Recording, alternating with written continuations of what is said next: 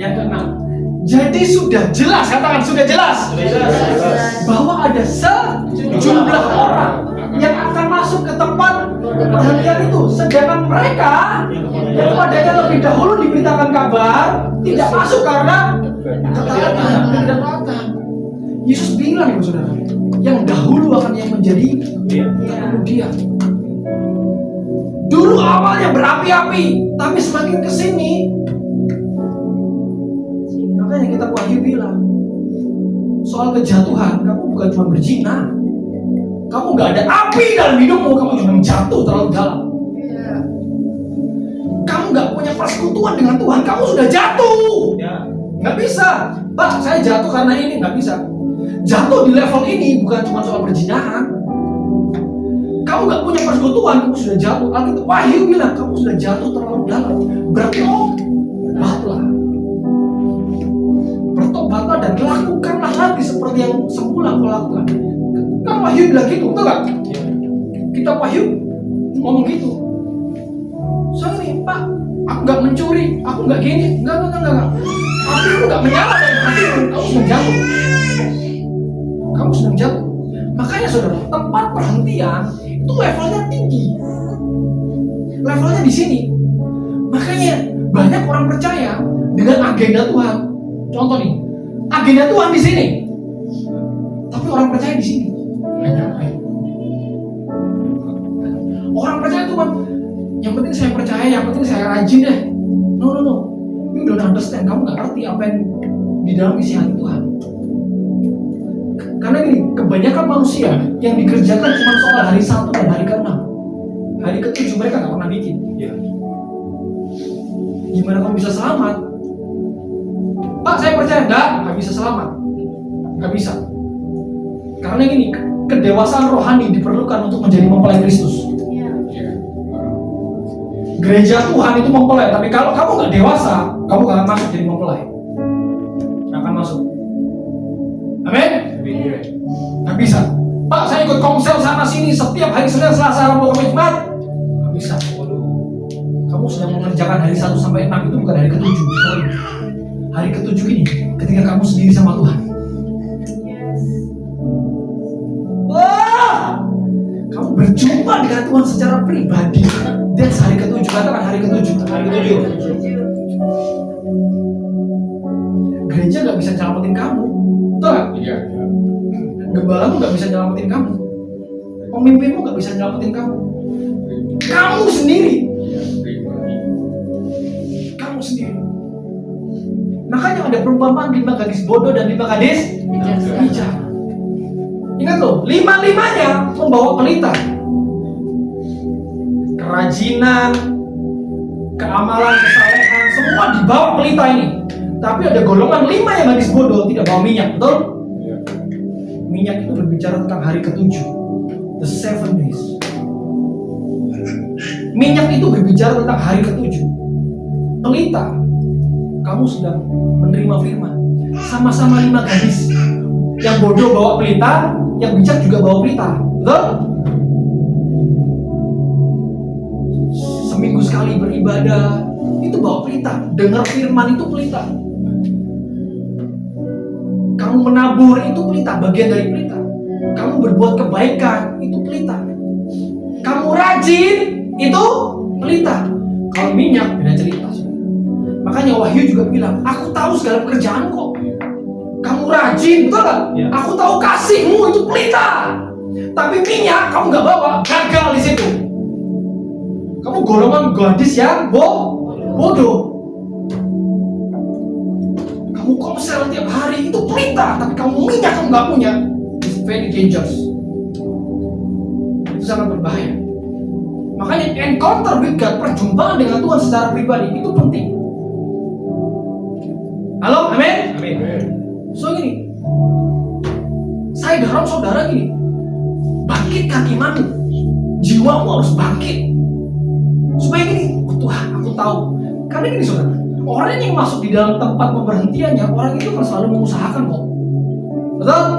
Selalu mengusahakan, itu nggak terjadi ujuk-ujuk tiba-tiba mengalir gitu, nggak bisa. Itu harus diusahakan, harus dipaksa, harus berusaha. Tuhan, aku sibuk, aku capek. Aku mau berjumpa dengan Tuhan. Mesbahmu bangun. Amin. Harus dibangun mesbahmu. Tuhan, aku capek. Gak bisa. Gak bisa, katakan. Gak bisa. Gak bisa. Yesus kan bilang, Tuhan, aku sudah diampuni. Enggak. Mulai dari hukum tetap jalan, ketaatan jalan. Di next. Wah, ini dahsyat lagi nih, ayat yang ke-7 sampai 13. Kita baca bergantian. Sebab itu ia menetapkan pula suatu hari, yaitu hari ini, ketika ia setelah sekian lama berfirman dengan perantaraan Daud, seperti dikatakan di atas, pada hari ini, jika kamu mendengar suaranya, janganlah keraskan hatimu. Next. Sebab ada Yesus masuk dalam perhatian, pasti adalah mendapatkan kata-kata, kemudian suatu hari. Jadi masih tersedia suatu hari perhentian yang namanya hari ke-7 bagi umat Allah. Next. Sebab barang siapa yang masuk ke tempat perhentiannya, ia sendiri telah berhenti dari segala pekerjaannya, sama sekali Allah berhenti dari pekerjaannya. Karena itu baiklah kita berusaha. Katakan sama-sama, berusaha untuk masuk ke dalam tempat perhentian itu, supaya jangan seorang pun jatuh karena mengikuti contoh ketidaktaatan itu juga. Next. Sebab firman Allah hidup dan kuat dan lebih tajam daripada pedang berpatuan, yang busuk adalah sampai memisahkan jiwa, sendi-sendi dan sumsum. Ia sanggup membedakan pertimbangan dari pikiran kita. Dan tidak ada suatu makhluk pun yang tersembunyi di hadapannya, sebab segala sesuatu lancar dan terbuka di depan mata Dia, yang kepadanya kita harus memberi pertanggungjawaban. That's Yesua. Garis, kamu diampuni, tidak ada yang lemparin kamu. Tapi mulai hari ini jangan berbuat dosa lagi. That's hari ke-7. Hari ke-7. Karena itu baiklah kita berusaha untuk masuk ke tempat perhentian itu. Paulus ini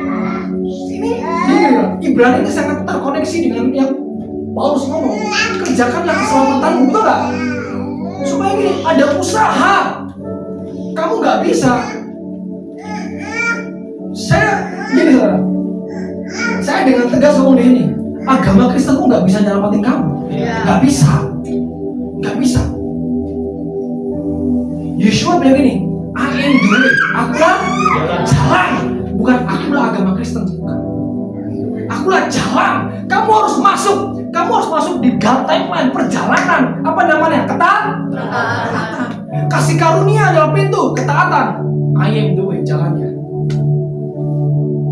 Akulah jalan dan kebenaran. Gak bisa. Gak bisa. So gini, kamu harus tahu. Ini pengertian namanya. Amin. Ini pengertian. So gini, mulai malam hari ini, ubah paradigmamu. Tangkap ini dengan benar. Karena kalau kamu nggak mengubah paradigmamu, kamu masih agama Kristen biasa. Betul.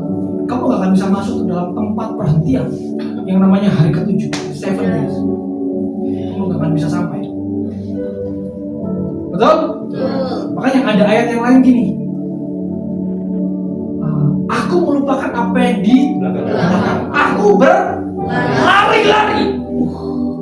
Gak bisa, santai itu gak bisa. Kekristenanmu gak bisa nyelamatin kamu. Gak bisa. Kamu pelayanan kek, kamu apa kek, gak bisa. Kamu harus sampai di hari ke-7, harus nyampe. Jangan cuma kerjain hari 1, 2, 3, 4, 5, 6, hari ke-7-nya gak ada. Berbahaya. Makanya Yesus bilang di dalam Matius, pada hari terakhir banyak orang yang berseru kepadaku, Tuhan. Karena dia ngerjain, Tuhan, aku udah nyembuhin orang, bangkitin orang mati. Yang dia kerjakan hari 1 sampai hari ke-6. Hari ke-7-nya yang gak pernah ada. Hari ke-7-nya gak pernah ada. ke-7 itu cuman kamu dengan Tuhan, saudara. Ya. Tuhan.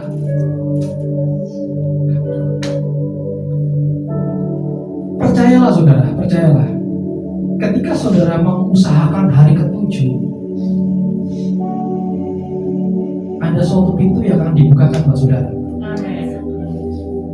That 7 day, hari ke-7. Makanya setiap orang percaya harus punya yang namanya hari ke-7. Jangan sibuk pelayanan mulu. Amin. Jangan sibuk sana sini. Pelayanan itu nggak salah. Pelayanan itu buah menghargai kasih karunia, itu kamu melayani. Tapi harus tetap ada hari ke-7.